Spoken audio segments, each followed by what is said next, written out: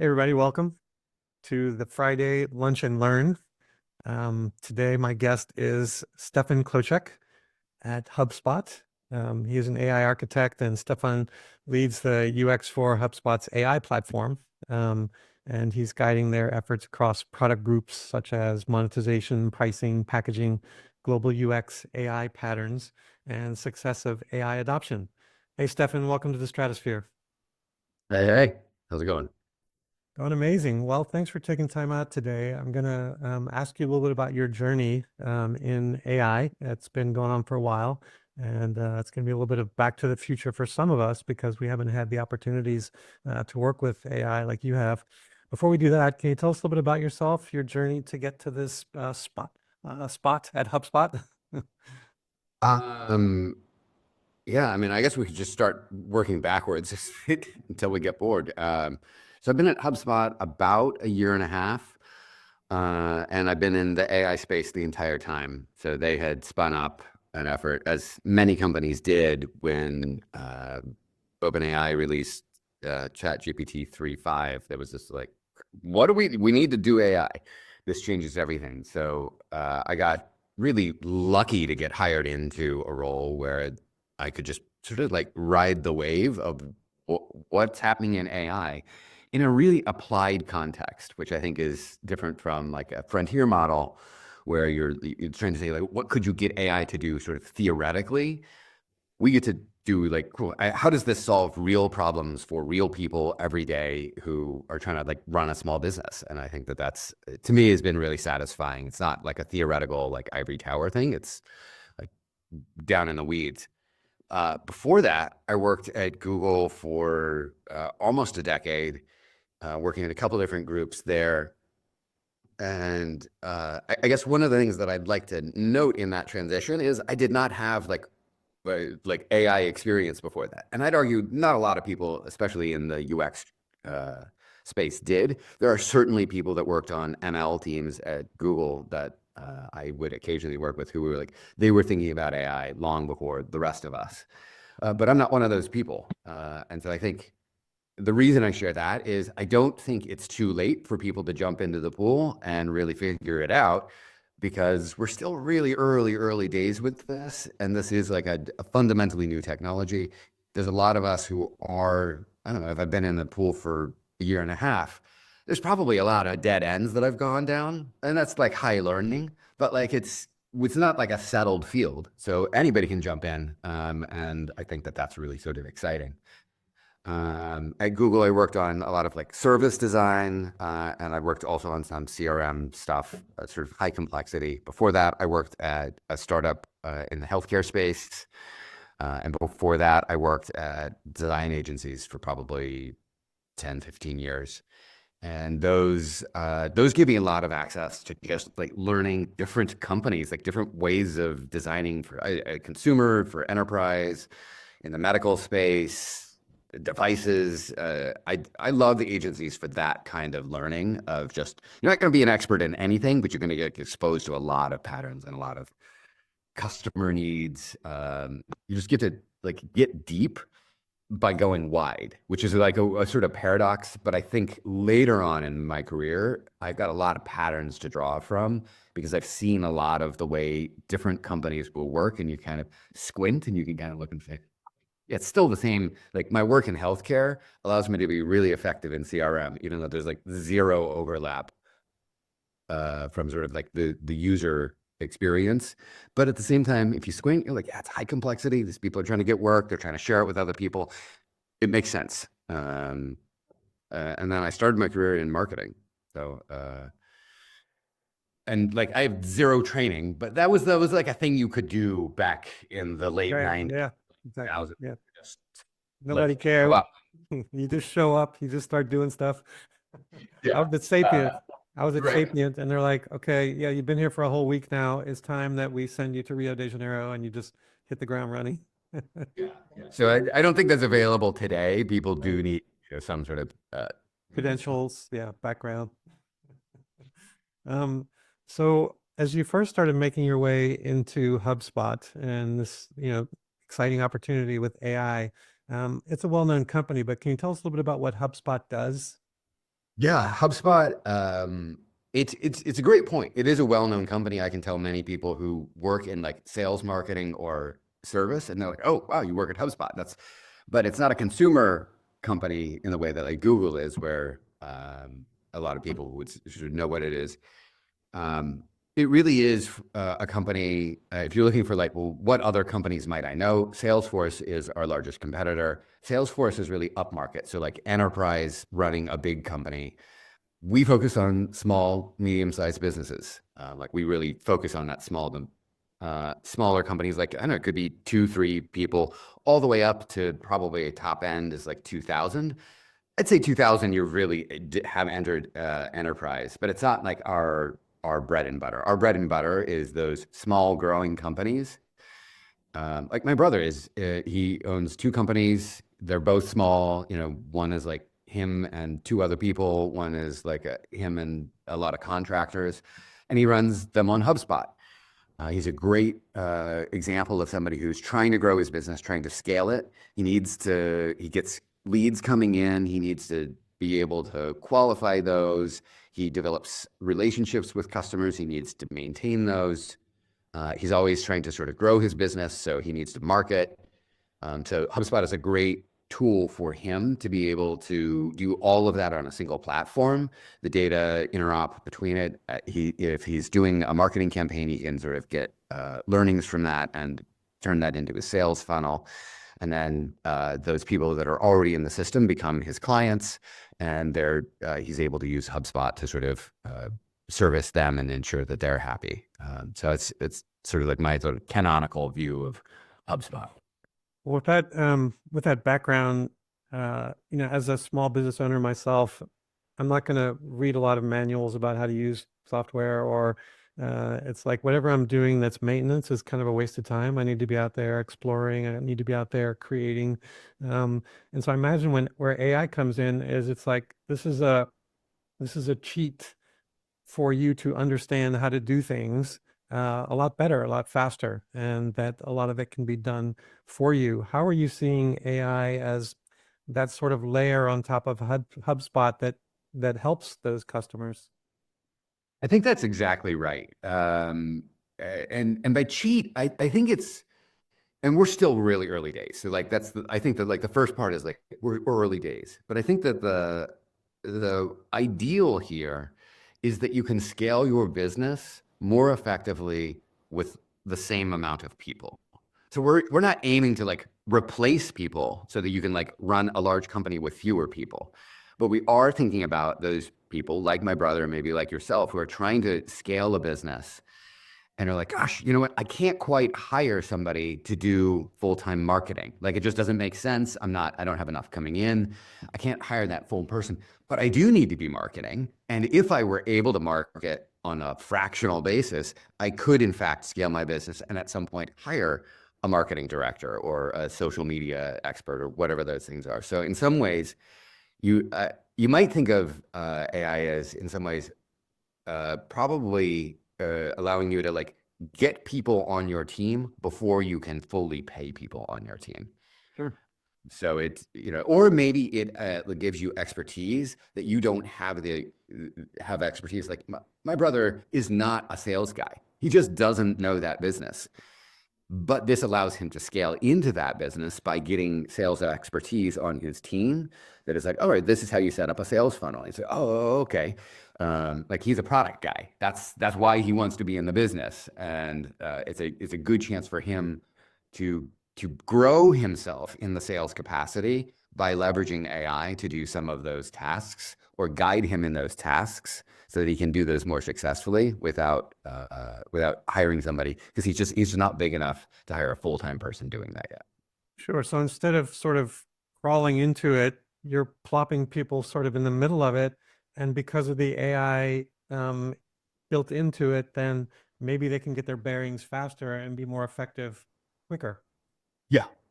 And maybe be more sophisticated with it, Sure. right? Like, we have a sales prospecting agent, right? And before working at HubSpot, I didn't know what sales prospecting was. I didn't need to because I haven't run a small company. Right. I don't know that my brother either knew that same sort of like conceit of like that there is a process that people have conceived of in the world, which is prospecting, and it has very specific tasks and it has very specific ways of doing it effectively. AI can sort of package those in a certain framework for it, and then he can just apply that prospecting agent for him, and it will go do the process sequenced in the right way, generate the emails to the right level of what this lead looks like in terms of its qualification, speaking about and leveraging metrics from the back end to sort of provide a contextual engagement. So it is exciting to be able to sort of like add that capability and do it sort of the right way rather than sort of like stumble your way through it. Yeah, my son's in marketing, and I wanted him to help me get my marketing together, which I viewed as sort of like social media posts, like what posts should we do? And he's like, "How much do you want to pay per customer that you want to acquire?" And I was Yeah. like, "Pay for customers I want to acquire? Are you kidding me? I want them to pay me. I'm not paying customers." He's like, "No, what are you going to pay per customer, and what's Yeah. your margin? How are you going to do it?" Like, so I think a tool that's able to help you get into some of those mechanics, in that same way, who's not your son, but who's maybe somebody a little bit more neutral, Yeah. is really helpful. Yeah, I really actually like that you identified the neutrality of it. I think that is actually one of the most interesting use cases for AI is engaging with an entity that has a neutrality to it. I know people who, and I've explored a lot of this myself in a personal realm of like trying to use it for therapy. And there's things there. I mean, you run into like it doesn't grow with you in the same way a therapist would. It can sort of at some point have sort of a small framework for it. But initially, you can get a lot of real progress because of its neutrality, right? You are not trying to impress AI in the same way that like when I'm in therapy with my real therapist, like Right. I'm gonna frame some of the things Right. in a way that can make me not look like a total asshole. But in the AI space, I know nobody's looking. So I can just say, yeah, I said this. It was, why did that not work? And it can be like, well, that's a pretty rude way to say that. And I'm like, oh, okay. Or that's pretty selfish. And like, it can just, the neutrality allows for me to get a better picture of what's going on for me. And I can sort of trust it in a different kind of way. And I think that that's true. We all have relationships, you're talking with your son, right? There's a certain kind of relationship bias Yeah. that I Like, can. you don't know this already, and you're our provider. How are you running a business? Yeah, the sort of being worried about the judgment. You're right. You're right. Yeah, you're right. I don't know it. Yeah, so I do think that's actually one of the really interesting, hard to duplicate things outside of AI is that sort of neutral expertise available at your fingertips. Very zen, very zen. Well, let me ask you this. I've been to a lot of different countries. Travel is sort of my hobby, maybe 30, 35 countries. And when I go somewhere new, it's like I have a mental map of what that place is, and I begin to experience it, like Prague back in 1991, when the wall first came down out of East Germany. And I had a mental model of what it was going to be like, but there were actually the machines couldn't take any coins that I have. Nobody understood a single word that I said. So you walked into AI at the beginning with this background in marketing and in design. How did you begin to see what are the towers? What are the pieces here? What was your first exploration or discovery into AI? What was it like? That's It was sort of overwhelming, honestly, because it's at the time. So I think one of the things that I find is whatever surfaces you have to engage with AI end up being a lot of your teaching surface for yourself with it. So all of us had ChatGPT as sort of like our core interaction paradigm with AI. There's other things that you can do with AI. But if you are interacting in a chat environment, that begins to set in your mind how you interact with AI. And it took me probably a year to conceive of and notice that is really biased because it's a chat UI. And I've talked with people at OpenAI and they say, oh yeah, this is intended. It's like tuned toward giving you answers because a prompt is you giving it a question, or it sees every prompt as a question. And so it's trying to give you answers. So I built like a custom GPT as a therapist, as a test. I do a lot of like, I think like you want to learn AI, you got to make it personal, right? So whatever your interest, whatever your hobby is, whatever it is, try to do that with AI. Like try to say, how could I use this and explore it that way? It's the best way because you can then understand what you're going to ask your users to do in a totally different way. And therapy is, the other interesting piece, if you're trying to learn it, is you have to know what is the right answer or what feels like the right answer. If it's going to be giving you answers, you have to be able to frame it. So I have an engineering counterpart. He says whenever he's testing out new AI about its reasoning in particular, he has a PhD in AI. Like he's one of those people that like actually genuinely like knows his forehead. really understands this at a deep theoretical level as well, and a mathematical level. He tests it about asking it questions about things he knows from his PhD. Because one, he spent many years like trying to figure out how does he understand this, and two, he can evaluate its answers. So I think therapy is like a good example of like I can evaluate the answers about my own life because it's very personal to me, and I can say, I guess, does this really resonate or not? Anyway, back to the sort of like early learnings was it took me a long time to realize it was only feeding me answers. And I tried this therapist that I call questions only therapist. And it took me quite some time to write enough prompting to get it so it would never give me an answer and only give me questions. And that was like because I'm working against the training of this particular modality of AI because it's trained to give good answers. Like I'm trying to like flip it and turn it into like, no, ask me good questions. I actually have an interviewer one that I use for the same reason. There, it's like blank page problem. I know something about a topic and I know I want to write about it. I go to this interviewer and I say, interview me about this topic. Like I had a job posting that I wanted to do recently, and I was like, I just don't want to sit down and write this job posting. I know it's somewhere in there, but it's unengaging to just sit down and write it. So I turned on my interviewer and I said, interview me about the job posting I had. All this great stuff came out. And then I could use then the transcript of what I said to it as the basis for my job posting. Using that same sort of flip of don't you provide me answers. I want to provide the answers, but you supply me with interesting questions. Good questions. Yeah, absolutely.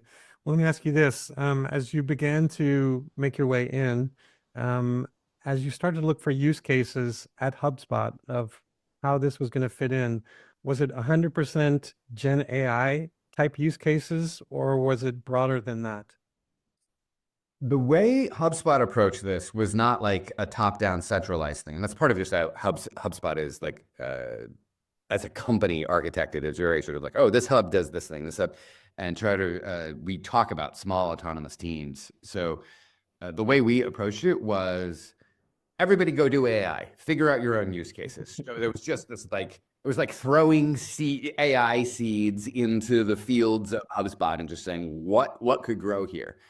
So we, on the AI team side, just tried to be like, could we advise you there? Could we make it more like this? This other person is doing this thing.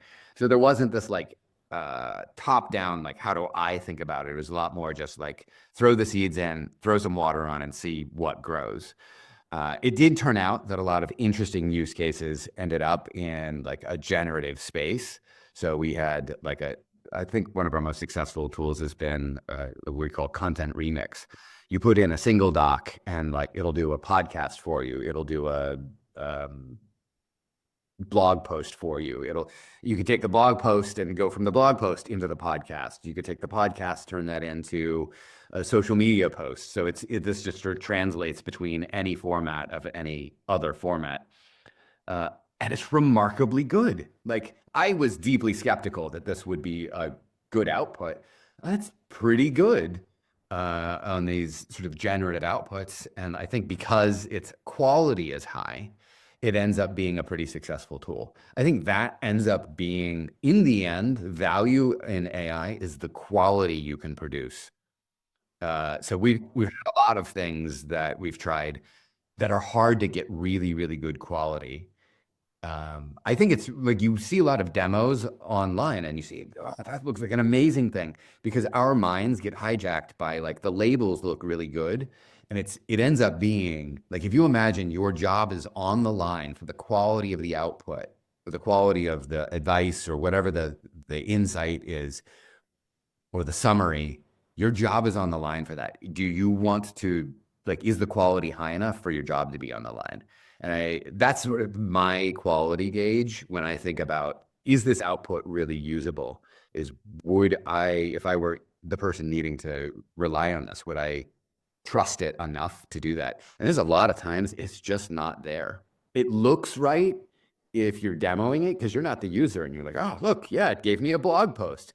And if you go and you read the blog post, you get down into the weeds and you'd be like, if you started from like the content you knew that was good, and then you look at the details and you say, it's generalized, this whole thing. It's removed all of the really nuanced examples. It's removed the idiosyncratic lens that I was trying to apply here, because the mathematics of that, the way they're built is toward a standard distribution, and it just cuts off the edges. If you're extreme in any way, it's going to be removed because that's noise.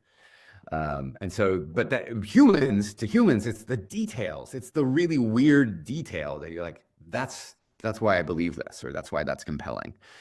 So I think quality is very hard to get in the generative space. We have insights where where it will go through and enrich data. We have places where we're using it to develop insights around data, sort of organizational intuition about a customer. We have times where we're summarizing things. So it's not just been like pure generative, like images and blog posts and podcasts. We are applying it pretty broadly. But sort of the, obvious use cases to scale up, it does take time to write a good blog post. If you don't have that person on your team and you want to be producing content every day to be seen as an expert, then that's a pretty obvious use case.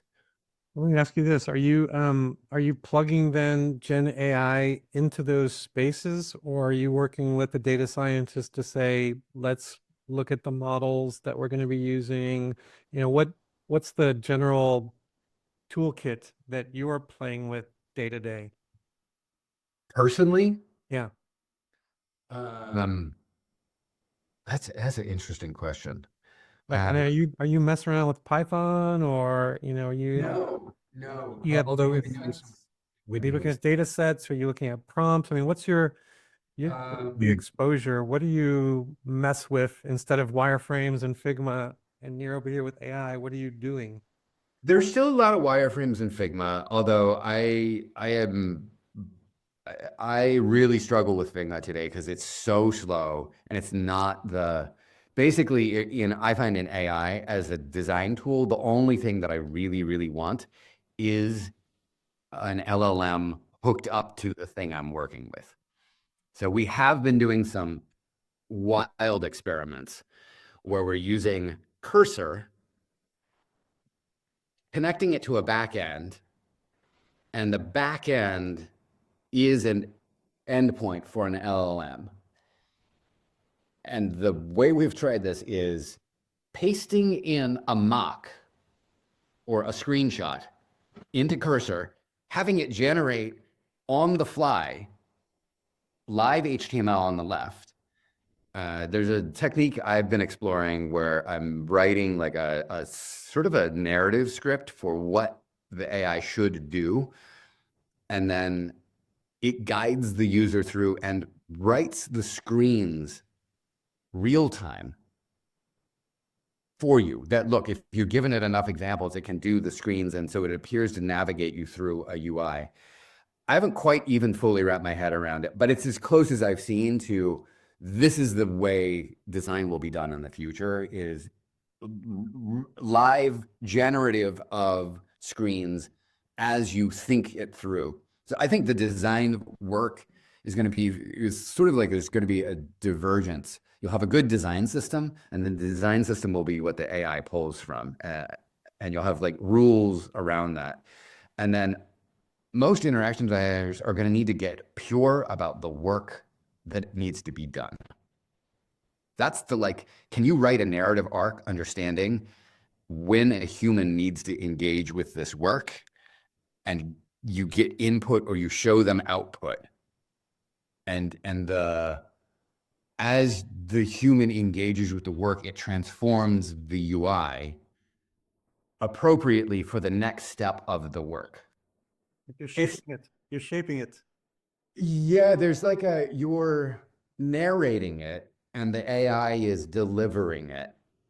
And I think, so I've also been thinking about this along two spectrums of like, there's first use, like I'm new to a CRM. I've never done this before, right? I've been in spreadsheets, like the concepts, right? Like there is a pipeline, right? How do I learn that in a world where like it's purely prompt? So there is this, like, I need scaffolding. I need a sort of mental model building framework. Otherwise, it's like throwing me into terminal, right? Like, how do I learn that CD means something? How do I learn that LS means something? It's very hard. It's opaque. So I think there's going to be this, like, I'm a new user in a space. There needs to be some scaffolding to produce and introduce me to the mental models of the information structure. Sure. Or the tasks to be done. And then as I get more and more expert in it, those will sort of recede to the background. It will be less gooey as a sort of, I won't have to navigate through things. I'll basically use AI as a command line to prompt out of the data the just-in-time UI that I need so that I can engage with the data to do a meaningful task and move on. And that might just be to like check a thing and be like, okay. And so we'll sort of, we've been talking about this as sort of a composable UI, so that like, as I interact in the space, the right UI will show up because of the question I asked. It will show me the right kinds of schemas. I don't think we're quite there. I certainly don't think we're there to be able to deliver it, but it's easy for me to see that that is eventually what we should be able to do with AI. And there will be a need to scaffold and teach people the work mental model, if you will, and the information mental model, and then engage them in the right moments for the tuning of the work to end up with a result that is satisfying to the human. I think that gives the designer quite an elevated role. It sounds like that's almost like as you were talking about that, I was imagining making a movie that way. I would love to be able to make a movie where I'm kind of painting the scenes and it's either coming back with something that I wanted to come back with or it's not. But that gives me a lot of agency to create what I'm able to create because it's able to do what I'm telling it to do. It's interesting, like, I think the work of design in this space will be sort of that editorial, right? But I don't think it'll just be selecting from it. Like, I think we'll be in a position less to decide what screens are appropriate. The design system team, I think, will have a really need to be disciplined about what kind of screens could you build as archetypes that AI could pull from. But then the designers themselves really need to get into the detail of the work. Like, what is the most efficient way? Like, I've always thought about this as, if I'm an interaction designer, my entire job is apologizing for the technology can't do the work yet. Because here's the best interaction design. I have some vague idea in my head, and immediately it appears fully rendered and done and correct on screen. And because that loop doesn't happen yet, we have to do a lot of steps in between to get the stuff that's in my head or the intuition I have into a format that is workable, where I can make decisions and take actions on it. And so we are asking users basically, give me data that's in your head, give me goals that you have, and I will tie the tools together in the right sequence to allow for you to do that. That's what designing a CRM is, right? Now, we're coming to it today opinionated with this is how we think this work should it should be done. This is how things have been done in the past. So what HubSpot brings a lot of is we know here's the best way to do marketing. We know the best way to do sales. So we're giving people those frameworks that are effectively baked into a very inflexible UI because we can only we can only engineer one UI, right? So we try to sort of build something that is workable for most people that are doing this marketing task. Right. But in the future, you could have it actually have sort of a spine of like, gosh, you do need a pipeline, something, or you need some sort of conceptual pipeline. But it will be totally dynamic based on who you are, how your company operates. And that's workable in an AI space because AI can make it so dynamic and so nuanced. That makes sense. As I was traveling across Europe, I was going to national parks and I was asking Gen AI to tell me where to stop next, like what would be like Bilbo in the Shire, and I could make some photographs. And I got to learn that so that as I asked for new places to stop in Switzerland or wherever it's going to be, it knew that aspect that I want somewhere kind of isolated. I don't mind hiking. I want to do some good photography. And it understood that. So when we were talking about the work that actually had to be done, finding the next night spot, it knew a lot about me already. It was able to help me a lot more. Yeah. So imagine that writ large for your work. Yeah. It understands what you know. There's this, I think it's a web series that Wired does called Five Levels. I think it's called Five Levels. I love this series because it's such an interesting way to understand learning. And they have it's across every different thing, like 5 levels for music, 5 levels for, you can go in and have like 5 levels for AI. And the first level is like teaching this concept to a child, like a 5-year-old, teaching this concept to a high schooler, teaching this concept to a graduate student, to a professional, and to an expert. And you can see it's the same concept every time.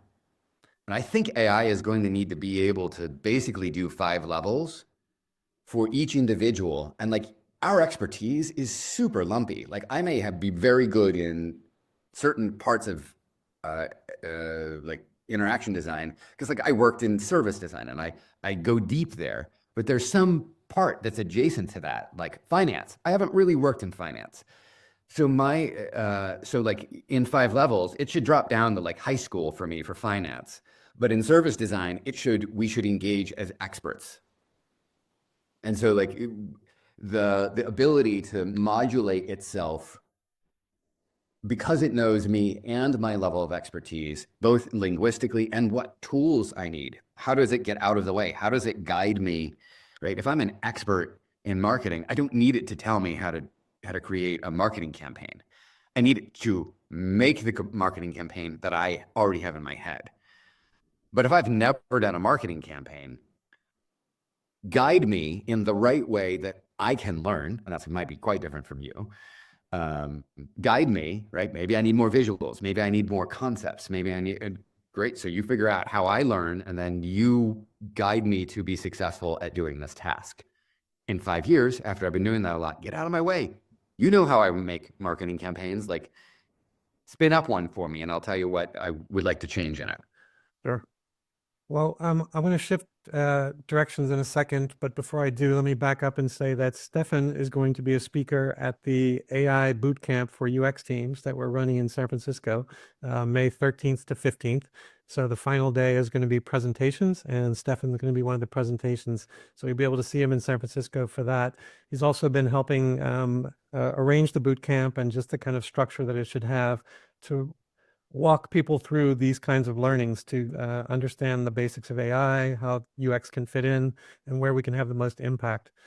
So the direction I wanted to shift to, Stefan, right? Oh, by the way, that painting behind Stefan and my thing over here, hey, okay, brain waves. brainwave.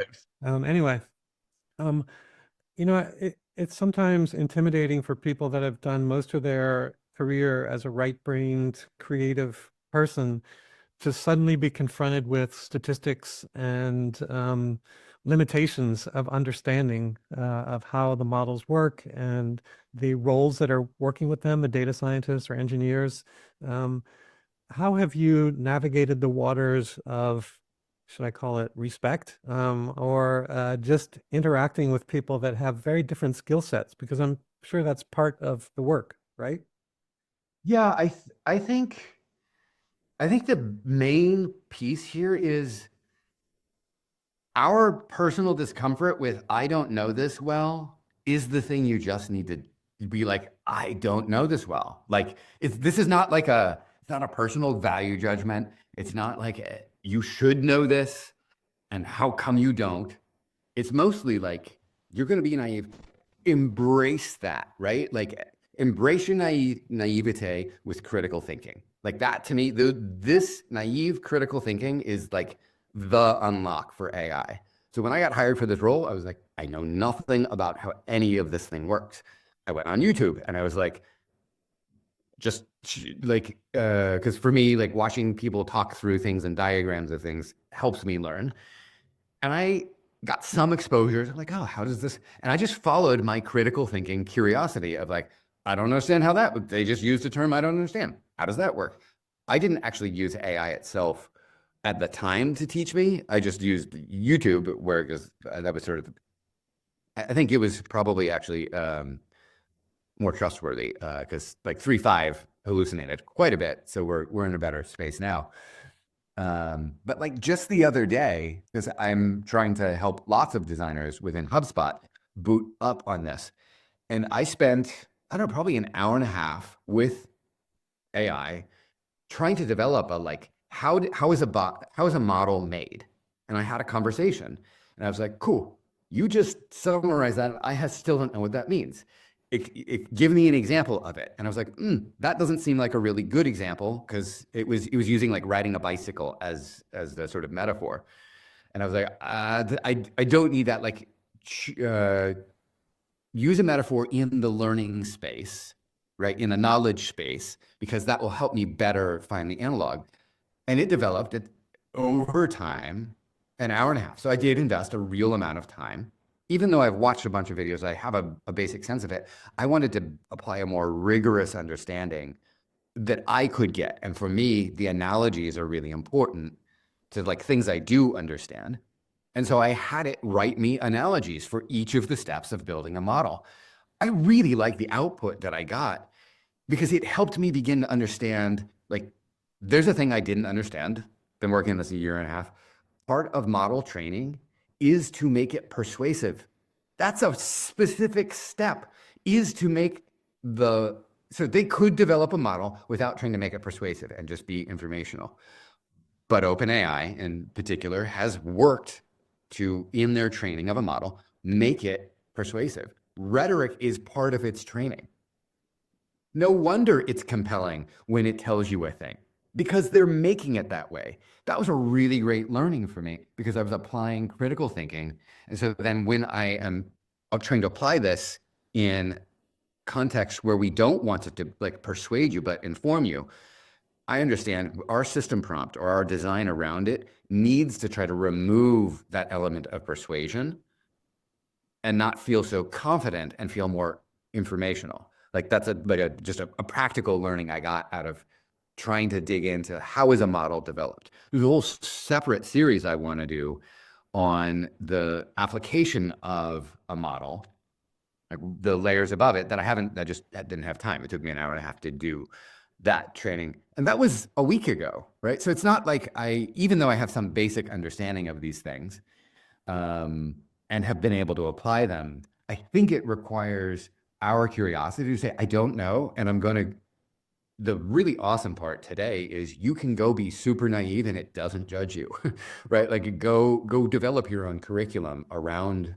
an LLM. Like, how does it work? Draw me a diagram of this. You can ask it, at least the 3.0 model, like you can ask it to draw you a diagram, and it will do an ASCII art diagram, but it's enough to like get a sense for it.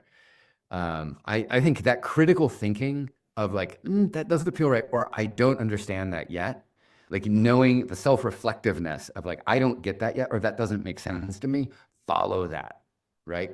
So you have to do your own homework, but then you can come. So I had a debate with an engineering lead of mine recently about the architecture of how we were doing the thing.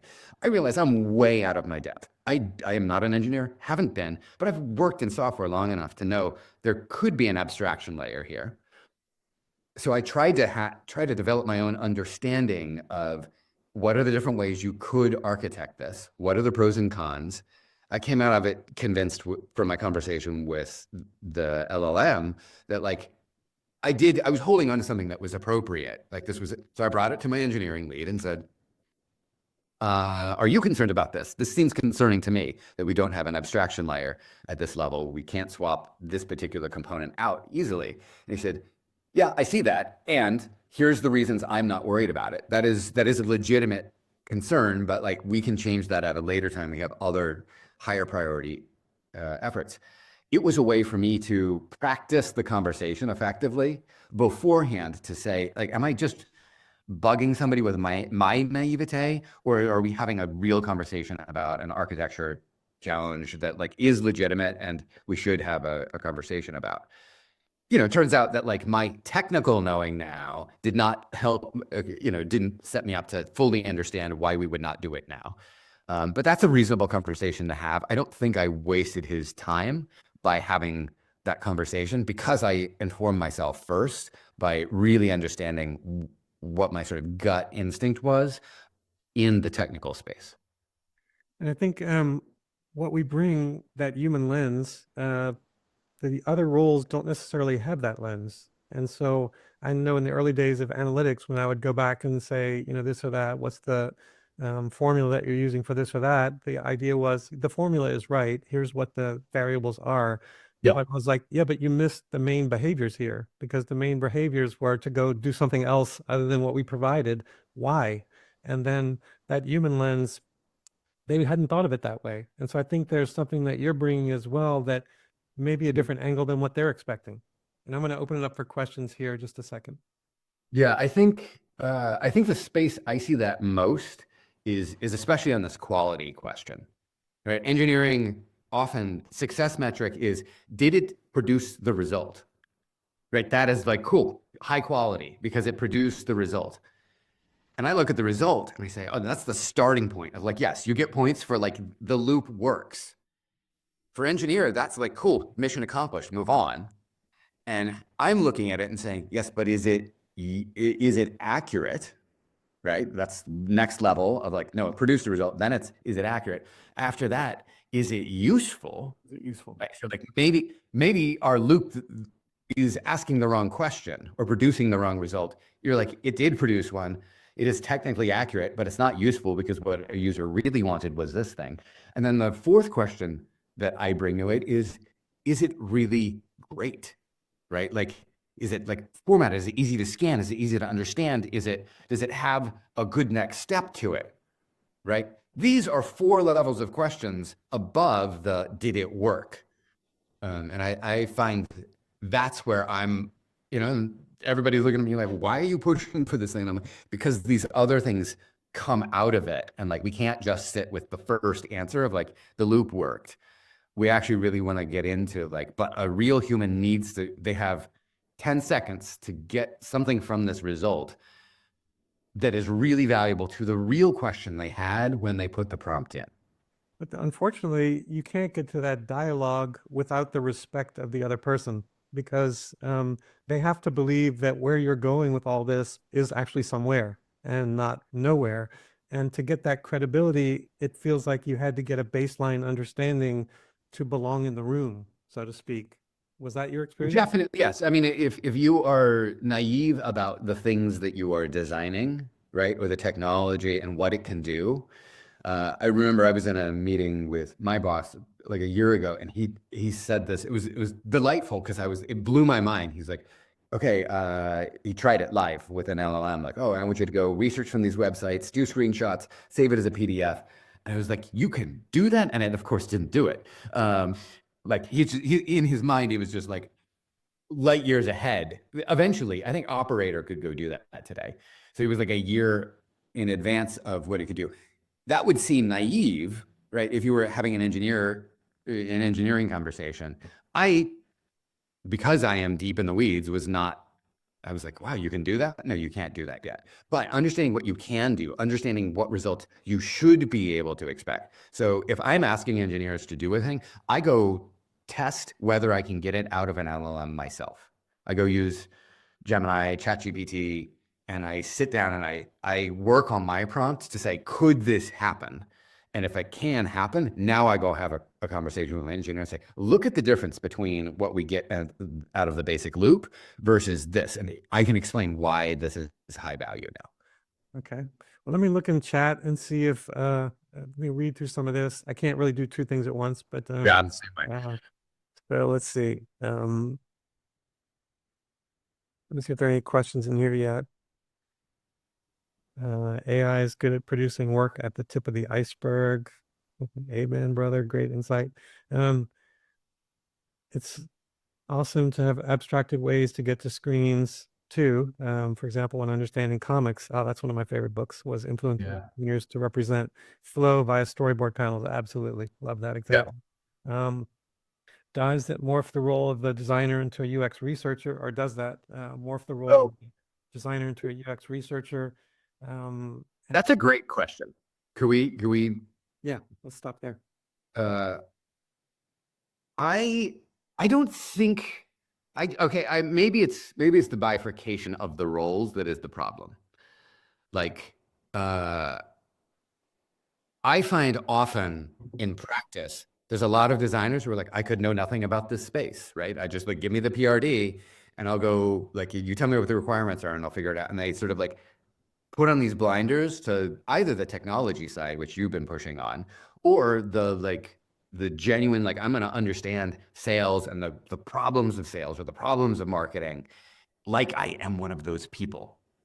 And in my mind, you're a designer. You need to do both. You need to understand the technology. Like I have a wood shop, right? And like when I'm working with a certain type of wood, I understand there's a certain thing I can do with this type of wood and not the next type of wood. You have to understand your medium. I've been practicing watercolor. It is different than oil painting. You have to understand your medium. So like if you don't understand the technology you're working with, you are going to appear naive and make lots of sort of very junior errors just because the medium itself isn't one you understand. So I use AI for everything I possibly can because I know that's my medium that I'm working in. And that's the purpose. Sorry, go ahead.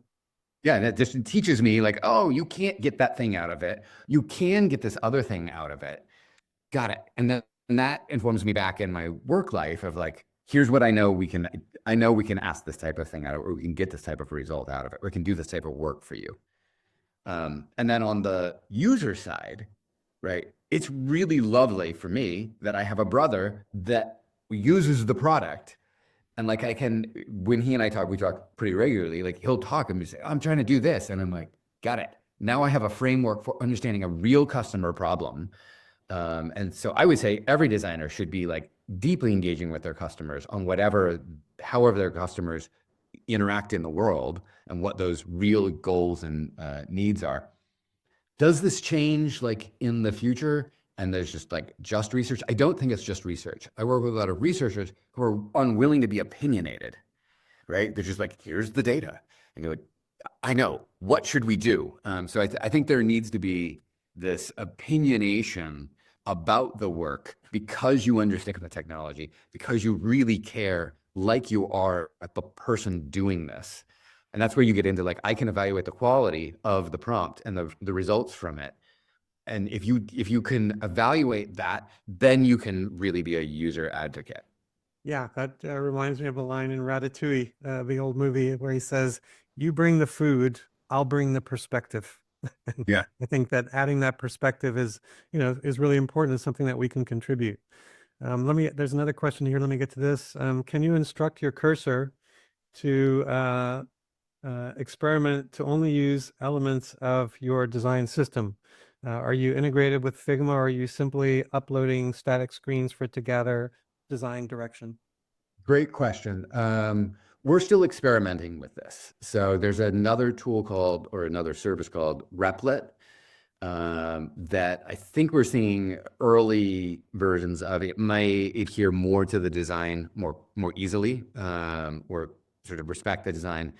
For a while, we were trying to copy in. There's a plugin from Cursor to or from Figma to Cursor, and we were trying to sort of export the components in.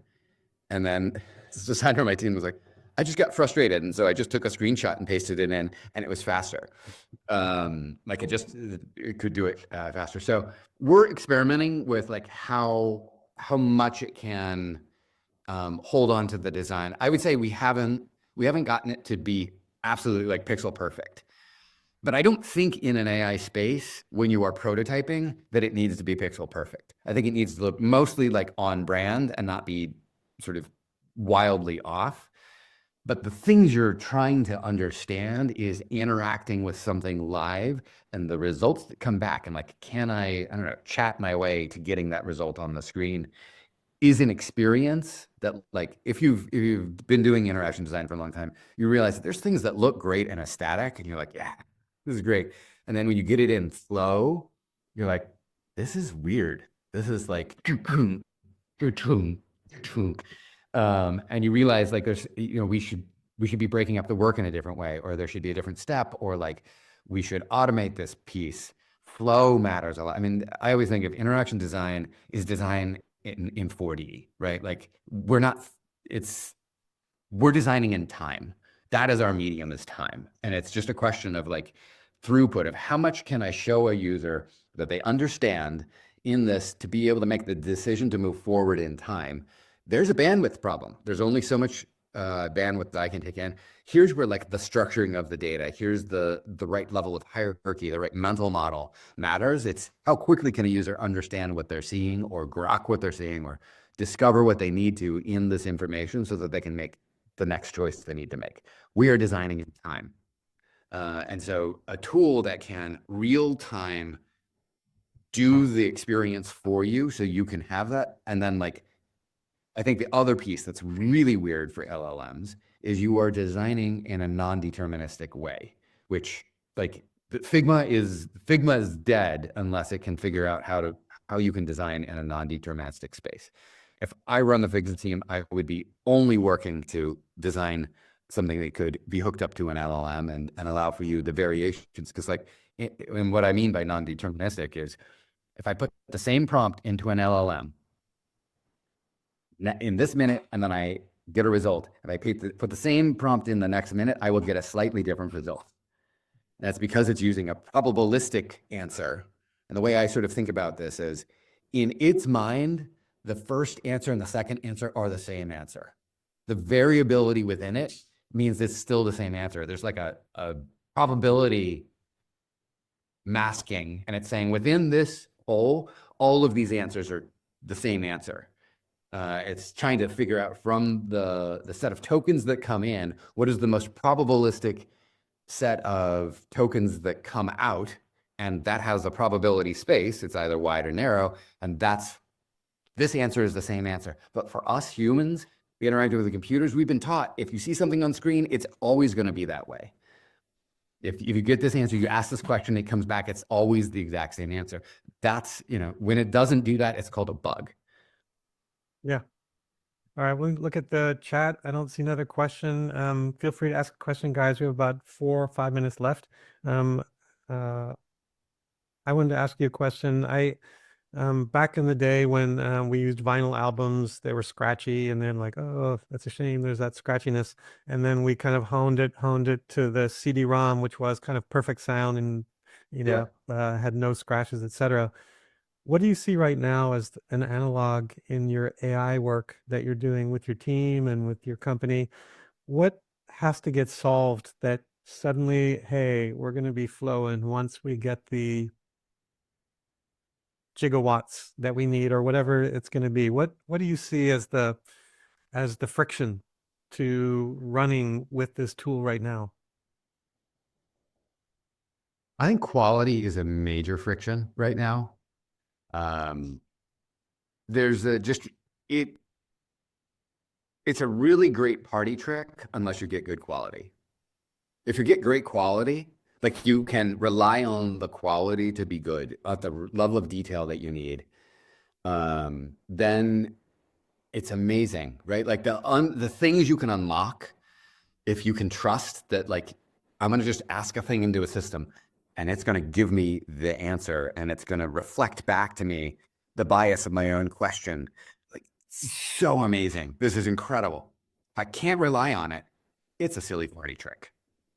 Like, it's just like, oh, cute. It kind of looks right. And then you look at it, like all magic tricks, it looks right. It's not actually, they did not really cut the person in half. Okay. Let me ask you this question. Let's take about a minute for this one, and then I'm going to ask Sogra to come. She wants to ask a question live. But before that, take about 1 minute. How private or secure is the work you are doing? How do you preserve your company's secret sauce without giving away anything? It's a great question. I usually think of analogs for what I'm doing if I'm going to do it in an LLM space. I mean, I'll say there's what the company's policy is, like, don't put private stuff in. And there's like, even there's levels of private, like, don't put your customers' data in. Great. Awesome. That's great. But LLMs are great for solving this problem. You say, generate me a synthetic company, generate me a synthetic, right? And it's like, cool, I'm not putting anybody's data in, but I can use what appears to be real data, right?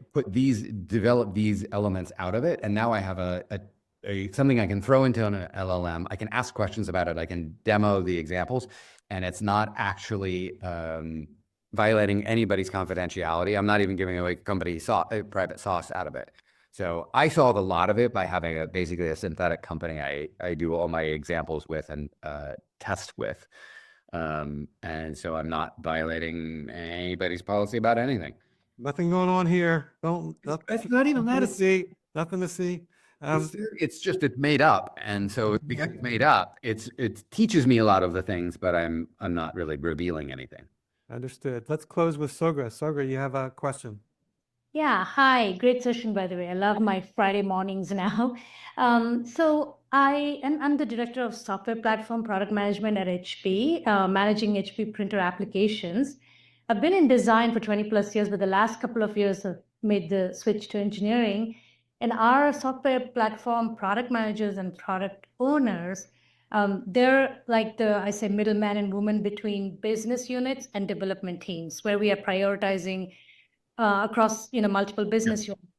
What is your guidance to them as they work with their business design and development teams that can help them prioritize their AI roadmap, right? So we can build the thing right. So I'm not sure if you're facing a similar situation, but I want to make sure that we take some of this learnings and words of wisdom and help coach and mentor the teams as well. I guess to me, nothing has really changed in the world, and everything has changed in the world, right? Like, we are all still humans trying to use tools to get work done. That's still true. AI is simply another way to do it. There's many reasons I would not use AI for a whole host of things. If I needed a really reliable deterministic output, and that is something I don't need to change the human ways of interacting with it, like, use the API, stay there, right? Like, applying AI is when you really consider, like, what are the things we're forcing humans to do today that are inhumane, right? We're asking them to learn how to think like a computer. Why can't the human just express the thing they need to express, and the computer figures that out? That's a really good spot for a human to get assistance from AI. But if we're just saying, let's apply AI broadly to any problem, I don't know that that's the right solution. So I think the first thing is, like, where do we have things where we're asking humans to act a lot like computers? And if we were to step back and rethink that and say, what is the work that a human is doing? How could a human express themselves? And the computer would understand that, right? And figure out from that. Or maybe there's multiple things in the world that a human could sort of express in a really concise way as a goal or an outcome they're seeking. And we could have the computers figure out how the different systems work together and figure out how, go from this system and that system and get this data and make that action over there. And so we can sort of change the interaction paradigm of the human doesn't need to go to 5 systems to get this data. We can have the human say one small phrase and the systems figure out from that phrase all of the things that need to happen.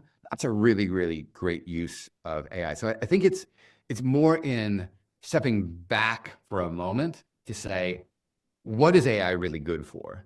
What are the systems where we force people to interact with a computer or a system that like we haven't architected together, because that's hard, because there's legacy, or there's a million reasons why we have created kind of brittle systems. Can we put a layer on top of it, which is AI, that allows the human to not navigate the brittleness of our system any longer, or the legacy parts of our system in the same way, because there's a layer on top? That's an amazing outcome. I'm going to have to stop you there, unfortunately. We are out of time. Soger, thanks for that question. I do want to encourage you to ask this question in the LinkedIn group, AI plus UX. I'm trying to make these two things work together, basically.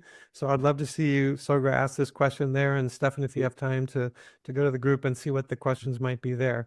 But I want to thank everybody for joining us today. Thanks, Valeriu, behind the scenes, making everything work right. And Stefan, thanks for being my guest today. I've really enjoyed it. Cheers.